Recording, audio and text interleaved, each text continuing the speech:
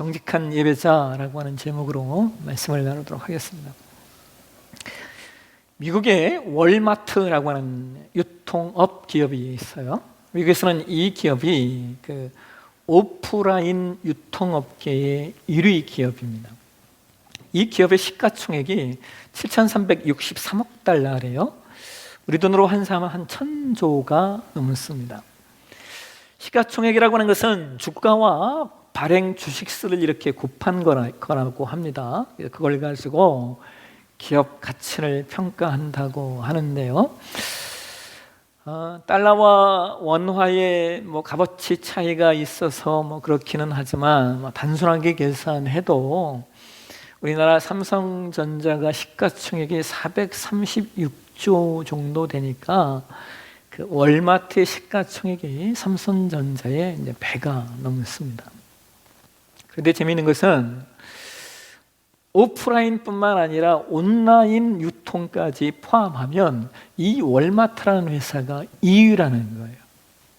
그러면 여러분 1위가 어떤 기업이겠습니까? 예, 아마존입니다. 이 아마존이라는 기업이 미국의 제1의 유통업 기업인데요. 이 기업은 제프 베조스라고 하는 분이 설립했는데요. 여러분 이 기업이 언제 설립된 줄 아십니까? 1994년에 설립이 되었어요. 역사가 이렇게 오래된 기업이 아닙니다. 그런데 이 기업의 시가총액이 2조 1,116억 달러래요. 우리 돈으로 환산하면 3,068조 원 정도 된대요. 유통업계의 2위 기업인 월마트와 무려 3배 이상 차이가 납니다. 근데 재미있는 것은 이 기업의 시작이 온라인 도서 유통망이었다는 거예요. 처음에는 책을 파는 기업, 온라인으로 책을 파는 기업으로 시작이 돼요. 그러다가 지금은 미국의 테슬라라고 하는 회사의 일론 머스크와 서로 앞서거니 뒤서거니 하면서 세계 최고의 기업이 되었습니다. 그런데 중요한 것은 경영학자들이 이 기업이 이렇게 성장할 수 있었던 이유에 대해서 이렇게 말한다는 겁니다. 20세기 후반에 닷컴 열풍이 불었대요. 그래서 그때 정말 수많은 온라인 기업들이 생겨났답니다. 그리고 그때 돈도 많이 벌었대요. 그래서 수많은 회사들이 문어발식으로 사업을 이렇게 확장해 갔다는 거예요. 그런데 아마존은 무리하게 사업을 확장해 간 것이 아니라 책 판매에만 집중했다는 겁니다. 그것에만 집중하면서 다른 온라인 업체들이 따라올 수 없을 정도의 온라인 판매의 질과 수준을 높였다는 거예요. 그러다가 21세기에 들어와서 수많은 온라인 기업들이 도산하게 된 닷컴 버블이라고 하는 위기가 찾아오는데요. 바로 그때 아마존이 사업의 다각화를 전략적으로 실행하면서 아마존은 고객이 원하는 모든 것이 있는 종합 온라인몰로 성장했다는 겁니다. 그래서 경영학자들은 아마존의 성장을 이렇게 말합니다. 선택과 집중의 승리였다고 말합니다. 기본에 충실하고 기본을 탄탄하게 만들어내는 일에 집중했기 때문에 다른 기업들이 망해가는 그 위기의 시간에 오히려 성장하고 확장하는 기업이 되었다는 것이죠. 그런데 여러분, 이것은 비단 기업들뿐만이 아니죠. 한 사람의 인생에도 역시 마찬가지예요. 내 삶에 기본이 되는 것들이 무엇인지를 알고 그것을 온전히 선택하고 그리고 그것에 온전히 집중해야 삶이 존귀해진다라고 하는 거예요. 여러분, 또한 이것은 우리의 신앙도 마찬가지입니다. 신앙의 기본이 무엇인가? 그리고 그것에 우선적으로 집중할 줄 알아야 우리의 신앙이 든든한 기초 위에 설 수 있습니다. 오늘 저와 여러분이 봉독한 말씀은 히스기야 왕에 대한 말씀이죠. 지난 특별 새벽 기도의 기간에도 제가 나누었듯이 히스기야는 당시 대제국이었던 아스리아의 군대가 쳐들어왔을 때 굵은 베옷을 입고 성전에 들어가 기도함으로 말미암아 기도의 승리를 경험했고, 그가 병에 걸려 죽게 되었을 때 얼굴을 벽에 대고 기도하는 면벽 기도를 통하여 나음을 입었던 존재입니다. 그런데 여러분, 중요한 것은 이거예요. 히스기야가 어떻게 그렇게 기도하는 사람이 되었고, 그가 어떻게 하나님을 의지하는 사람이 되었는가라고 하는 것이죠. 우리가 오늘 집중해야 될 내용은 바로 이겁니다. 히스기야가 어떻게 하나님을 의지하는 사람이 되었는가? 어떻게 하나님께 기도하는 기도의 사람이 되었는가? 오늘 보면 역대하 29장 3절을 한번 다시 한번 보실까요? 우리 말씀 같이 한번 읽겠습니다. 히스기야 왕이 귀인들과 더불어 레위 사람을 명령하여 다윗의 선견자 아삽의 시로 여호와를 찬송하게 하며 그들이 즐거움으로 찬송하고 몸을 굽혀 예배하니라.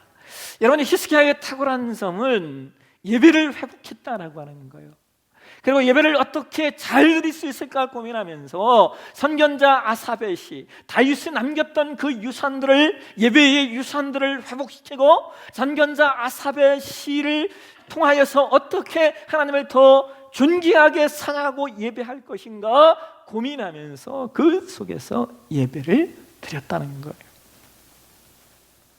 여러분, 히스기야 왕의 말년에 좀 안타까움이 있기는 했지만, 그러나 그럼에도 불구하고 그의 삶 전반에 그에게 놀라운 기도의 은총이 있었고 그의 삶에 놀라운 승리가 있었던 이유가 뭐냐? 그것은 단연코 히스기야가 하나님 앞에 예배자로 세워졌기 때문입니다. 그가 하나님 앞에 온전한 예배자가 될 때 그는 기도의 사람이 되었고, 그가 하나님 앞에 온전한 예배자가 될 때 그는 기도의 응답을 받는 사람이 되었고, 그가 하나님 앞에 온전한 예배자가 될 때 그는 기도로 승리하는 사람이 되었다는 거예요. 그러니까 기도하는 사람, 기도의 응답, 기도를 통한 그 승리의 기초는 예배에 있다는 겁니다.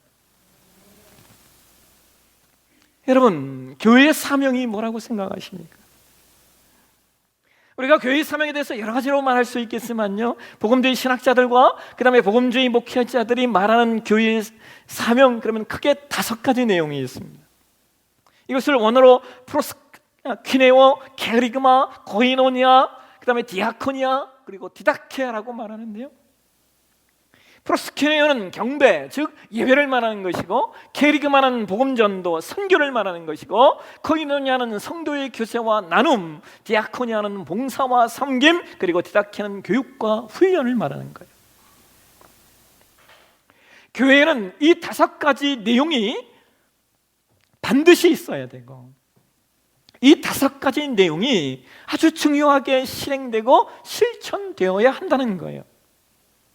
근데 여러분, 이 5가지 내용 가운데 신학자나 목회자들이 어떤 그 강조점에 따라서 우선순위가 약간 바뀌고 달라지기는 하지만, 그러나 언제나 최우선순위에 있는 게 뭐냐? 그것은 프로스퀴네오, 예배입니다. 예배는 교회의 사명 가운데 언제나 가장 우선순위에 있어요. 왜 그렇습니까? 예배 없는 복음전도가 의미가 없는 거예요. 예배 없는 교세가 의미 없고, 예배 없는 봉사도 의미 없고, 예배가 무너져 내린 교육과 훈련도 아무런 소용이 없기 때문에 예배 없는 사역 의미가 없습니다. 그래서 하나님께서 이사야 선지자를 통하여 이런 말씀을 하셔요. 이사야 1장 12절과 13절 한번 보실까요? 같이 한번 읽도록 하겠습니다. 너희가 내 앞에 보이려 오니 이것을 누가 너희에게 요구하였느냐? 내 마당만 밟을 뿐이라. 헛된 재물을 다시 가져오지 말라. 분향은 내가 가증히 여기는 바요, 월삭과 안식일과 대회로 모이는 것도 그러하니 성례와 아울러 악을 행하는 것을 내가 견디지 못하겠다.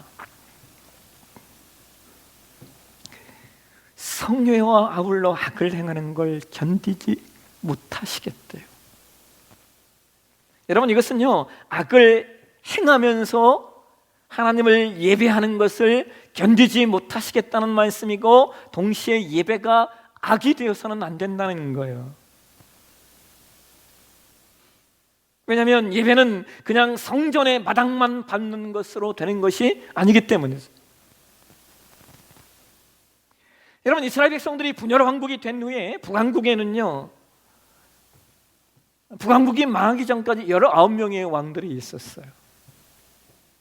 왕조는 계속해서 바뀌었습니다. 그런데 하나님 앞에 선한 왕이 한 명도 없었어요. 남왕조는 22명의 왕이 있었는데요, 그런데 그 중에 그래도 괜찮은 왕들이 몇 명은 있었습니다. 그런데 여러분, 성경이 하나님 앞에 선한 왕과 하나님 앞에 악한 왕을 구분할 때요, 그들에게 붙이는 수식어가 하나 있습니다.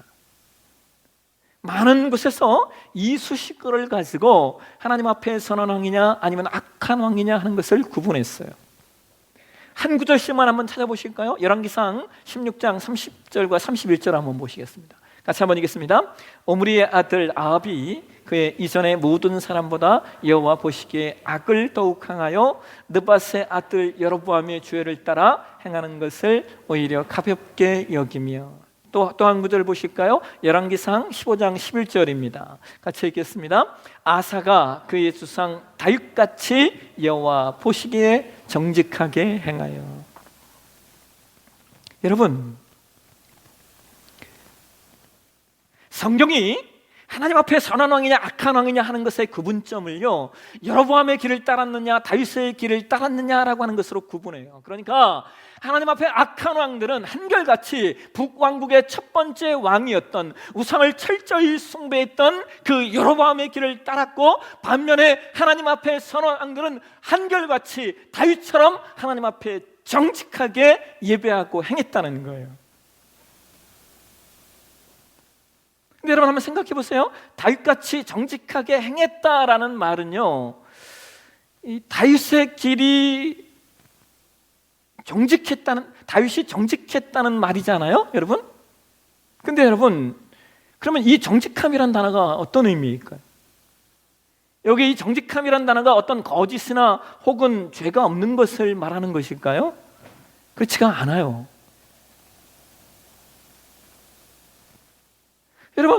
여러분이 기억하시듯이 다윗도 남의 아내를 빼앗았고요, 빼앗은 여자의 남편을 죽이는 무서운 죄를 저질렀어요. 아주 교묘하게 죽입니다.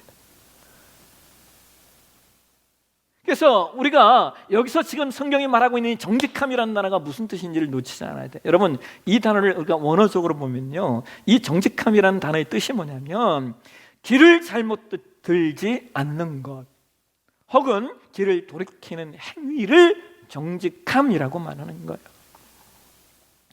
살다 보면 수많은 인생의 길이 있는데 그 여정에서 잘못된 길로 가지 않고, 혹은 잘못 갔더라도 기꺼이 그 길에서 다시 돌이키는 것이 바로 정직함이라는 거예요. 여러분, 우리가 살다 보면 길을 잘못 들 때가 있어요. 왜냐하면 세상에 그 누구도 완전한 자가 없고, 또한 세상에는 너무나 많은 유혹거리들이 있기 때문이죠. 제가 주간에 제자훈련을 하는데 한 분의 집사님이 기도 제목에 이런 글을 썼더라고요. 하나님, 눈으로 죄짓지 않게 해주십시오. 입으로 죄짓지 않게 해주십시오. 제가 그걸 읽으면서 참 솔직하다라는 생각을 했어요. 그렇잖아요, 여러분. 우리가 눈으로 짓는 죄들이 얼마나 많습니까? 입으로 짓는 죄들이 또 얼마나 많아요. 그런데 중요한 것은 길을 잘못 들었을 때 그 길에서 돌이키는 것이 중요해요. 근데 여러분, 많은 이들이 이 길에서 돌이키는 것을 어려워합니다. 빠져나오는 것이 어려운 것이 아니라요, 실상은 그 들어선 길이 어느덧 적응되어 편해졌기 때문이에요. 그 들어선 길이 나에게 물질적인 유익을 주기 때문에, 혹은 그 길이 나에게 육체적 쾌락을 주기 때문에, 어떤 경우에는 그게 잘못된 길이라는 걸 알면서도 벗어나오지 못하는 일들이 있습니다. 그렇다면 여러분, 중요한 건 이거예요. 다윗이 어떻게 하나님 앞에 정직할 수 있었을까? 다윗도 사람인데 평생의 여성이 어떻게 잘못된 길에 빠지지 않았으며, 혹은 잘못된 길에 빠졌을 때 어떻게 단호하게 돌이킬 수 있었을까 하는 것을, 이게 중요하죠. 여러분, 저는 그 이유가요,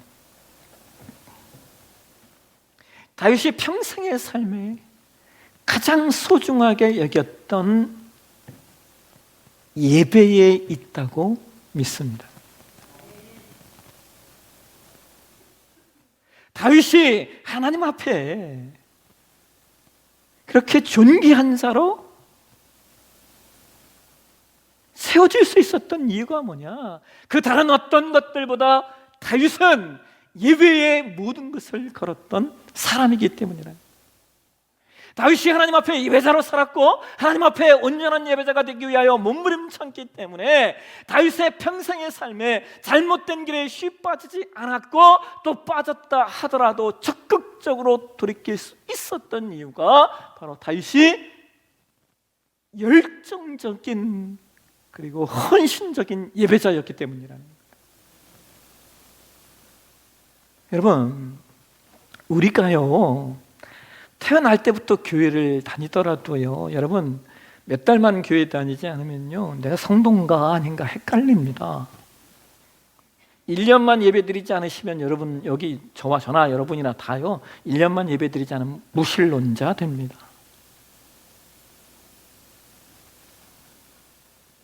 얼마 전에 그 뜬금없는 전화가 하나 왔어요. 받아보니까 제 신학교 동기예요.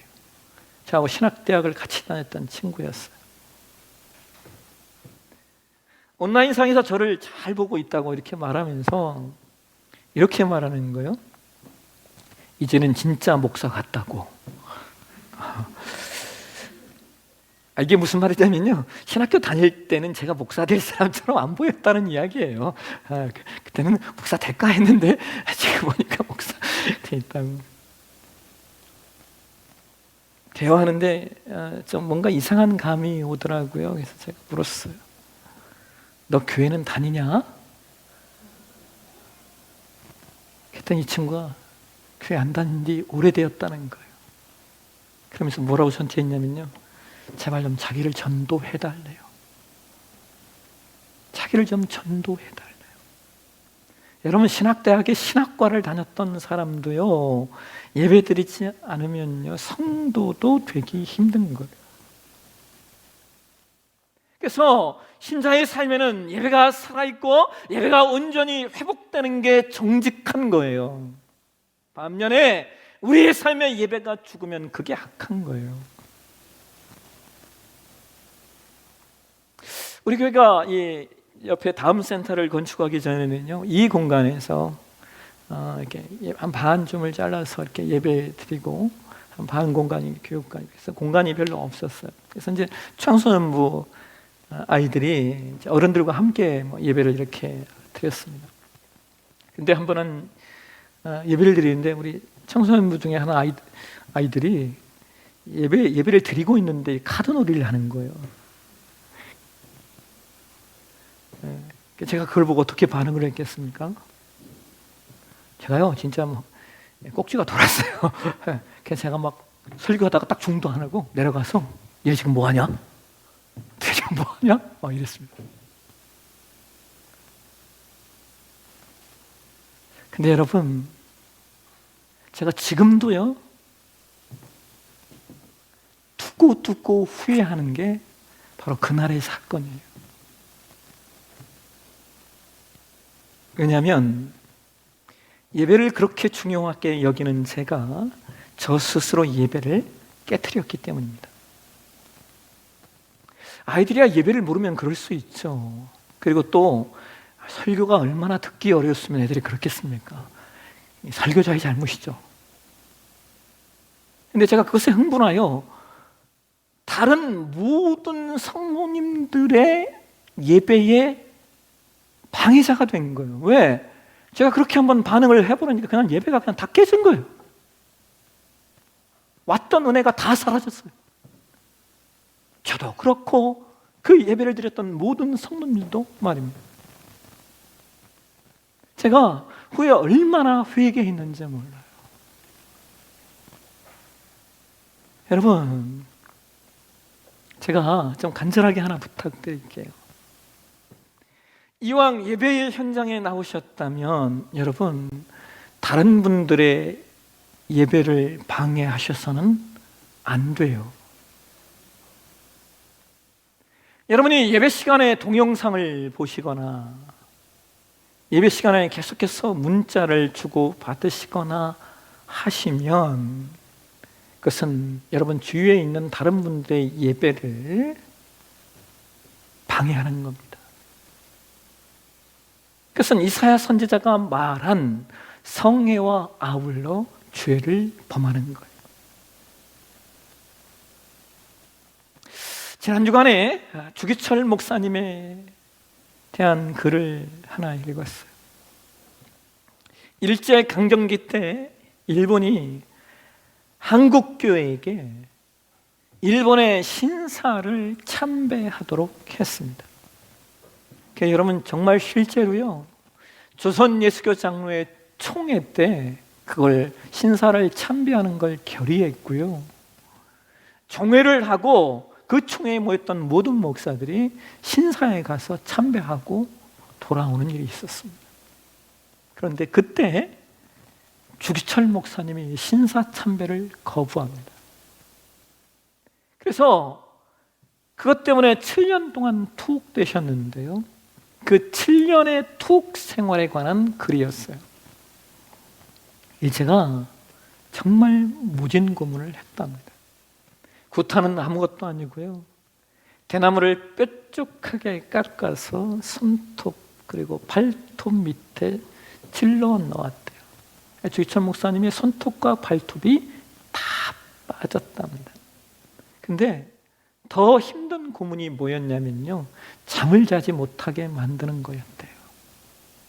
아주 잠을 자지 못하도록 악랄하게 괴롭혔고, 가장 치욕스러운 고문이 뭐였냐면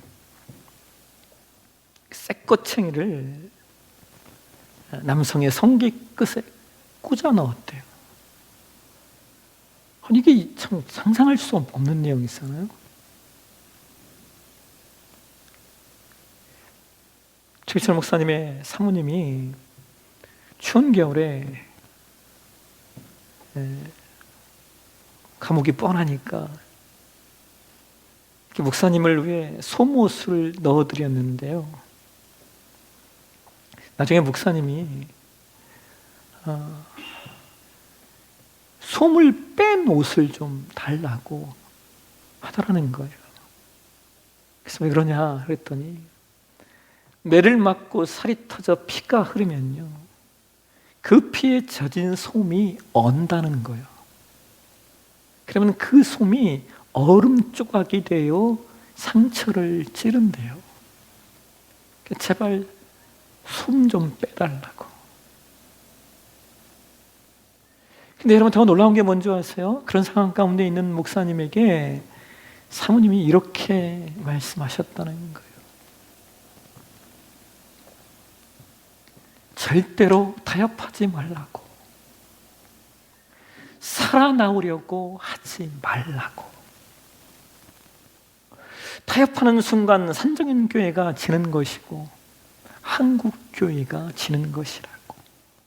살아서 나오려고 하지 말고 죽음으로 승리하라고 말씀하셨대요.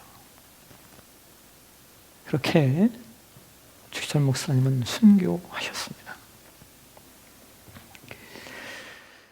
여러분, 오늘 저와 여러분이 드리는 이 예배가 어떤 예배인 줄 아십니까? 우리 신앙의 선조들이 자신의 생명을 걸고 지키는 예배예요. 우리 예배가 우상숭배가 되지 않도록, 우리 예배가 하나님 앞에 온전한 예배가 되도록 어떤 이는 생명을 걸었다는 거예요. 그러니 여러분, 예배를 경홀히 여기지 마십시오. 여러분이 이 자리에 그냥 왔다 그냥 가셔서는 안 돼요. 누군가의 예배를 방해하셔서도 안 됩니다. 우리가 그냥 매주 드리는 예배라고 생각하실지 모르지만, 여러분, 어떤 예배는 이 예배가 이 땅에서의 마지막 예배가 될 수도 있고, 또 어쩌면 여러분 자신에게도 이 예배가 이 땅에서의 마지막 예배가 될 수도 있기 때문이에요.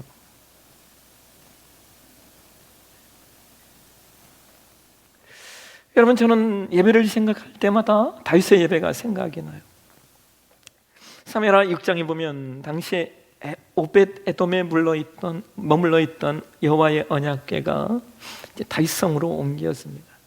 다윗이 얼마나 기뻐했던지요.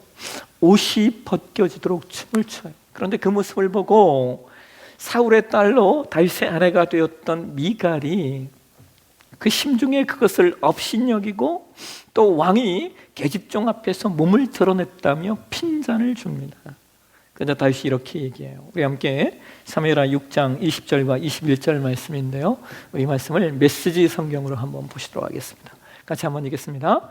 왕께서는 오늘 거리에 자속한 춤꾼처럼 여종들이 보는 앞에서 몸을 드러내며 참으로 훌륭하게 위엄을 떨치셨군요. 나는 하나님 앞에서 마음껏 춤을 출 것이요, 하나님의 영광을 위해서라면 나는 이보다 더 격하게 춤을 출 것이요, 설령 내가 바보처럼 보여도 좋소. 오늘 저와 여러분이 이러한 다윗과 같은 예배자 되셨으면 좋겠습니다. 오늘 우리 예배가 내 생의 마지막 예배인 것처럼 오로지 하나님의 영광을 위하여, 그리고 나 자신의 풍성한 은혜를 위하여 다윗처럼 바보가 되어도 좋겠다라는 마음으로 춤추는 예배사 저와 여러분이 되시기를 주의 이름으로 축원합니다. 기도하겠습니다. 하나님, 우리를 예배자로 부르셨습니다. 그리고 우리가 예배자 되어 이 자리에 있습니다. 주님, 우리의 예배가 하나님께는 영광이요, 나에겐 복이 되게 도와주옵소서. 예배에 모든 것을 걸었던 이들의 헌신과 눈물도 놓치지 않는 우리 되게 하옵소서. 거룩하신 예수님의 이름으로 기도합나이다. 아멘.